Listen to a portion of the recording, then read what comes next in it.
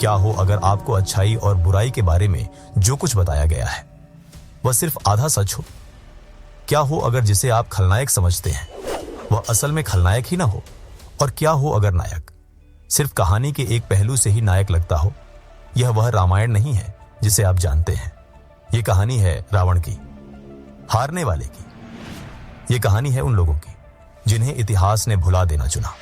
हमने हमेशा राम की कहानी सुनी है, एक आदर्श राजा की, लेकिन इस बार हम उस इंसान की आवाज सुनते हैं जिसने सब कुछ खो दिया, रावण। और एक ऐसे इंसान की भी जिसकी परवाह इतिहास ने कभी नहीं की, भद्रा। इस कहानी में राजा सच नहीं बताते, हारने वाले बताते हैं। रावण पैदा ही शक्तिशाली नहीं हुआ था, वह पैदा हुआ था ठुकराया हुआ।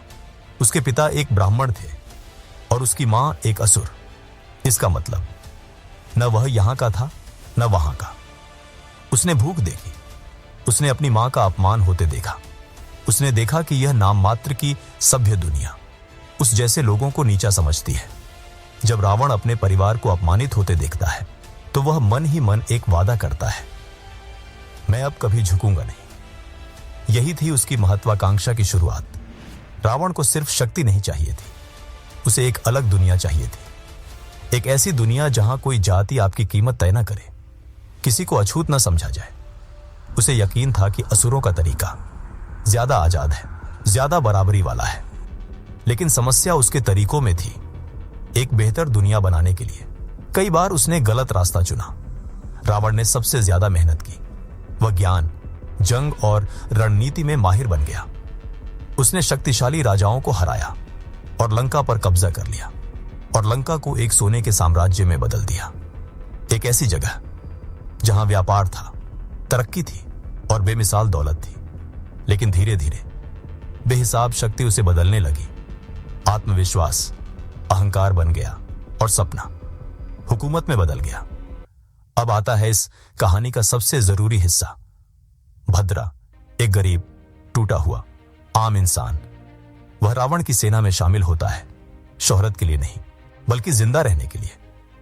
भद्रा की नजर से हम एक सच्चाई देखते हैं। जब रावण महान बनने का सपना देख रहा होता है तब आम लोग दुख झेल रहे होते हैं। जंग घरों को तबाह कर देती है। अब भद्रा को रावण में कोई नायक नहीं दिखता, उसे एक शासक दिखता है जिसने सुनना बंद कर दिया है। जैसे जैसे रावण राजा बनता है वह लोगों पर भरोसा करना कम कर देता है। वह सब पर शक करने लगता है, सख्त और काबू रखने वाला बन जाता है।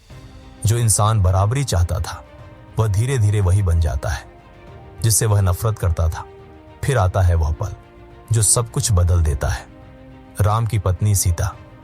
रावण एक साधु का भेष बनाकर सीता को लक्ष्मण रेखा से बाहर आने के लिए मजबूर करता है और फिर सीता का हरण करता है।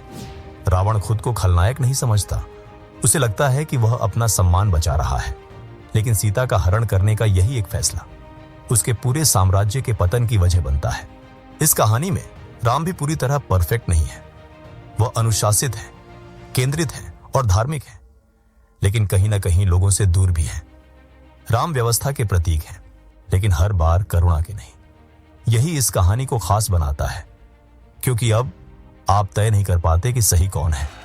लंका की जंग यहां शान के रूप में नहीं दिखाई गई, यहां इसे तबाही के रूप में दिखाया गया है। भद्रा की नजर से सैनिक बिना मतलब के मरते हैं, परिवार बर्बाद हो जाते हैं। भद्रा समझ जाता है राजा केवल अपनी शान के लिए लड़ते हैं और आम लोग उसके लिए मरते हैं। एक एक करके रावण सब कुछ खो देता है, उसका भाई, उसके बेटे, उसकी प्रजा, उसका साम्राज्य और आखिर में खुद को भी। लेकिन अपने आखिरी पलों में वह कोई राक्षस नहीं लगता। वह थका हुआ है, एक टूटा हुआ इंसान, एक ऐसा इंसान जिसने दुनिया बदलने की कोशिश की लेकिन खुद उसी का शिकार बन गया। और भद्रा, वह बच जाता है, पर एक नायक के रूप में नहीं बल्कि सच के गवाह के रूप में। उसे एक बात समझ आ जाती है, इतिहास हमेशा जीतने वाले लिखते हैं। इस कहानी की असली सीख रावण या राम के बारे में नहीं है, यह नजरिए के बारे में है। हर कहानी के दो पहलू होते हैं और जो पहलू आप सुनते हैं वही आपका सच बन जाता है। इसलिए अगली बार जब आप कोई कहानी सुने तो थोड़ा रुकिए और खुद से पूछिए किसकी कहानी छूट गई है, क्योंकि कभी कभी दूसरी तरफ से खलनायक भी एक नायक ही होता है। अगर आपको यह नजरिया पसंद आया हो तो और ऐसी कहानियों के लिए सब्सक्राइब कीजिए, क्योंकि कभी कभी सच लिखा नहीं जाता, दरअसल छुपा होता है।